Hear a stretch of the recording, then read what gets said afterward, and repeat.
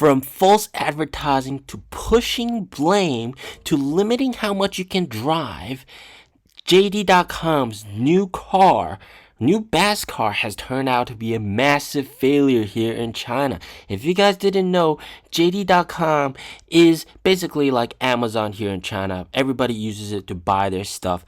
They launched a new car in connection with GAC Ion and CATL, a three-way partnership to launch this super economical car that can also do battery swap, and it's very cheap, and also it's supposed to be like the good car for everybody. But there are so many hidden details and people are canceling their orders like crazy. I will explain all of that in this one video. So first of all, the price of the car, it's not too expensive. 89,900 RMB, super cheap, roughly about 13,000 US dollars. But then if you rent the battery, that goes down to 49,900 RMB, which is very cheap. That's like about 8,000, 7,000 US dollars for this car. Pretty darn cheap. But then when you rent the battery, you have to pay 499 RMB per month, which is roughly about 80 US dollars per month to rent a battery. But there's a stipulation: you cannot drive more than 3,000 kilometers per month, and if you do go over that limit, you have to pay an extra 20 cents per kilometer, which is absolutely crazy. On top of that, of course, this uses the chocolate battery swap system from CATL, and it swaps in under 99 seconds, which is the slogan they have. 500 kilometers of range, 99 seconds for battery swap. And then, of course, this car, it's just supposed to be cheap and economical and good everyday driver. And, of course, it's a competitor to NIO's Firefly car. This is why it really matters.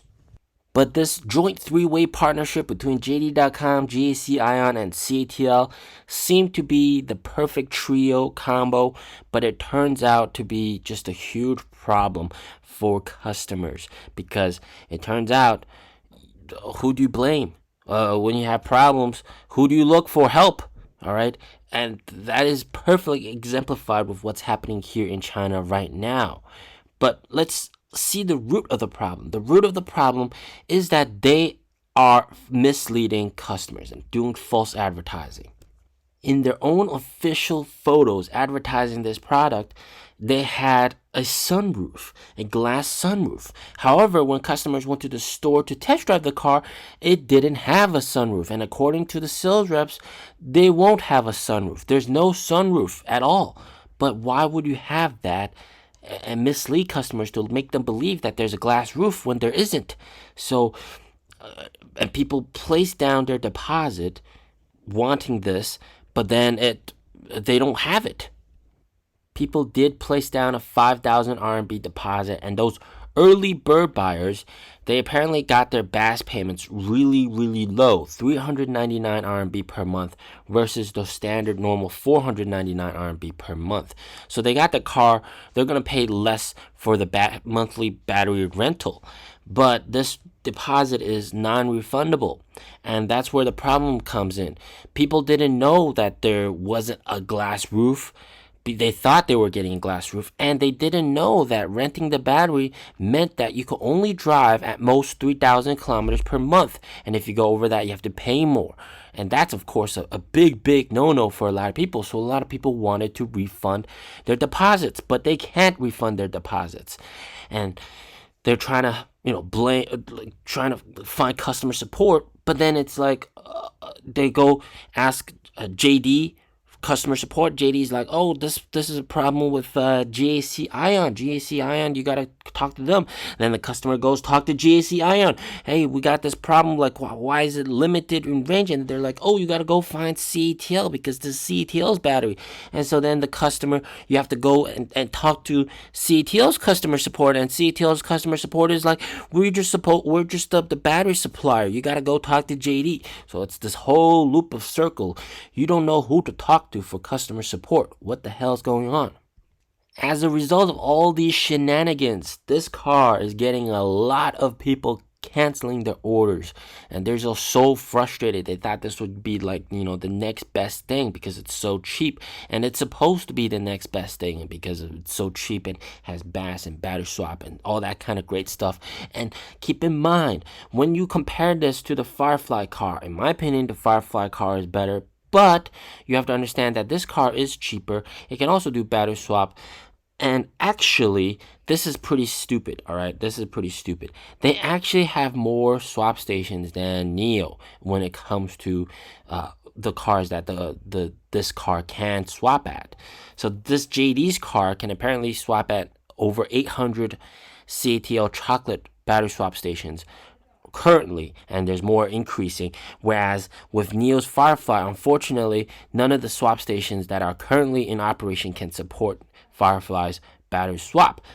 In this aspect, well, JD's car, aka Ion's car, they have sort of a first mover's advantage when it comes to the small car market that can do battery swap, but they've completely fumbled everything by just making customers have such a bad experience and misleading customers.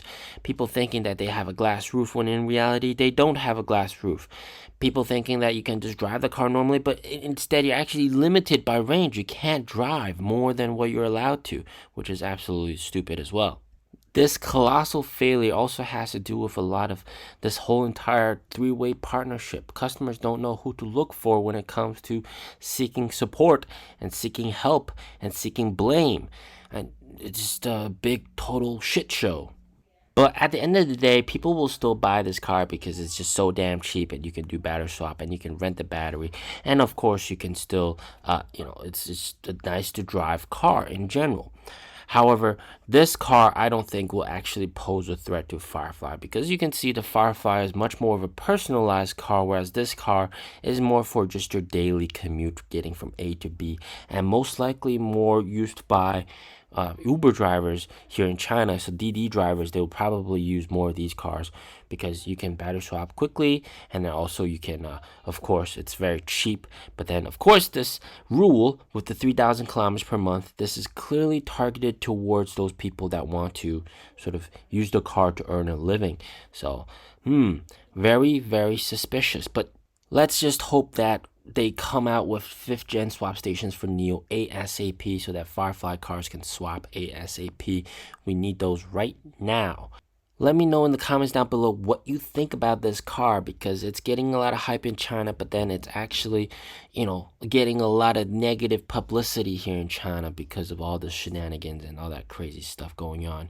And would you personally buy this car for $8,000 and then just rent the battery and pay like $80 per month, something like that? Would you do that personally?